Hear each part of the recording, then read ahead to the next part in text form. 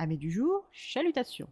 Pour les petits nouveaux, moi c'est Sekhmet et je vous souhaite la bienvenue dans mon podcast littéraire. Dans mon émission, je vais tenter 3 fois par semaine de vous donner envie de découvrir des livres de tout poil, récents et moins récents. Alors, si ça vous tente, c'est par ici la suite.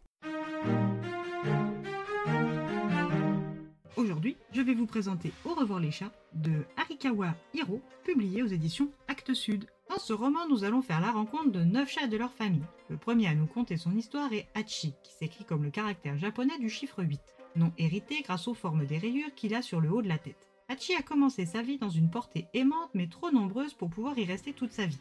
Avec l'un de ses frères, ils ont été abandonnés dans un carton sur le trottoir. Livrés à eux-mêmes, les 2 chatons appellent leur mère et attirent l'attention de 2 écoliers, Kozuke, dit Koshan, et Satoru. Les 2 amis sont très tentés par l'adoption des 2 frères, mais doivent d'abord aller en cours, puis demander l'autorisation à leurs parents. À leur retour, seul Hachi et sa queue tordue restent, et comme c'est Koshan qui les a vus le premier, il a la priorité sur le chaton. Malheureusement pour lui, son père refuse de l'adopter.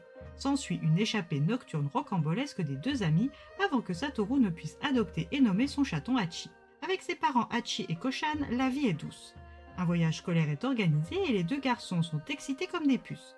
Le jour du départ, Satoru ignorait que c'était la dernière fois qu'il voyait ses parents vivants. À son retour, il doit enterrer ses parents, changer de maison en partant vivre avec sa tante Noriko et trouver une bonne famille à Hachi qui ne peut venir vivre avec eux. Un cousin éloigné se propose de l'accueillir. Sa famille a toujours eu des chats et leur benjamin, Tsutomu, qui a le même âge que Satoru, est ravi d'accueillir Hachi. Hachi nous raconte cette rencontre avec son nouvel humain ainsi que sa vie auprès de lui. Le second chat à nous raconter son parcours est Nana, écrit avec l'idéogramme du chiffre 7, car sa queue en crochet rappelle visuellement ce chiffre. Nana est le chat de Satoru et est un ancien vagabond des rues. S'il apprécie sa nouvelle vie de chat d'intérieur 5 étoiles auprès de Satoru, il n'en est pas tout à fait de même avec son prénom, trop féminin à son goût de matou baroudeur.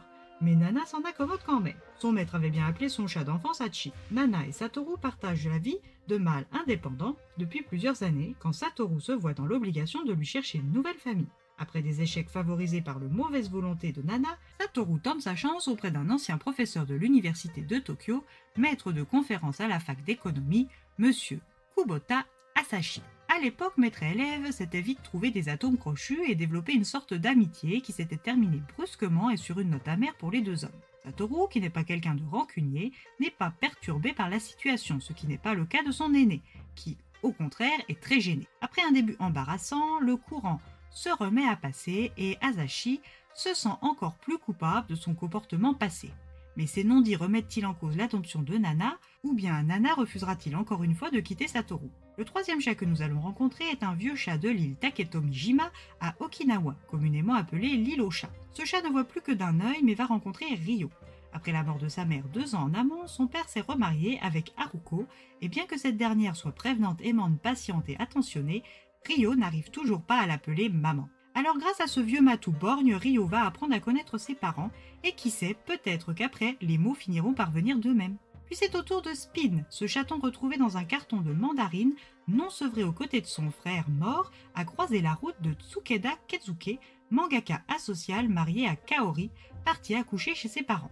Kezuke n'est pas l'homme que l'on choisirait spontanément pour devenir père.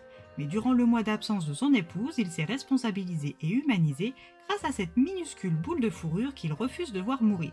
Alors après avoir joué les mères chats, rien de plus naturel que de transposer sur sa fille qu'il a baptisée Shiori. Kaori ne reconnaît plus son mari et est reconnaissante envers Spin d'avoir formé Kezuke au rôle de père. Spin va impacter toutes les facettes de sa nouvelle vie de père, de mari et de mangaka. Ten est un chat sauvage sauvé par un homme et sa femme au bord d'une route. Cet homme spécial n'a jamais su témoigner la moindre affection à qui que ce soit, ni à sa femme, ni à ses enfants, ni même au premier chat Tora. Et pourtant, ce rescapé l'aime pour 2 et nous raconte son histoire. Le dernier chat qui nous raconte son histoire est Kota, un vieux chat de plus de 20 ans. Il a passé sa vie auprès de la famille Sakuraba, composée des 2 frères Masahiro et Hiromi, et des parents Akomi et Kazumasa. À la naissance de Hiromi, Kota était lui aussi un chaton et l'a vu grandir jour après jour jusqu'à l'obtention de son premier job. Et c'est cette aventure longue de quelques 23 ans que Kota nous livre tout en souplesse. Au travers des histoires de ces 9 chats, tantôt narrés par les chats, tantôt narrés d'un point de vue externe, nous voyageons et nous immisçons dans la vie de ces hommes, ces femmes et ces enfants et comprenons la puissance des relations qui les lient les uns aux autres. Alors si vous aimez les histoires de chats, N'hésitez pas à venir écouter celle d'Hachi, Nana, Tom, Spin, Ten, Diana, Kota, Tora et le vieux Matou de l'île aux chats.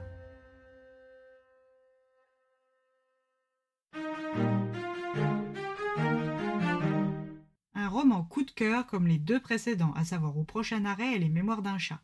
Ce livre est juste et m'a tiré plusieurs fois les larmes, mais aussi des sourires et des rires. Alors si vous aimez ce genre ou que vous voulez essayer, ce livre est un bon choix selon moi.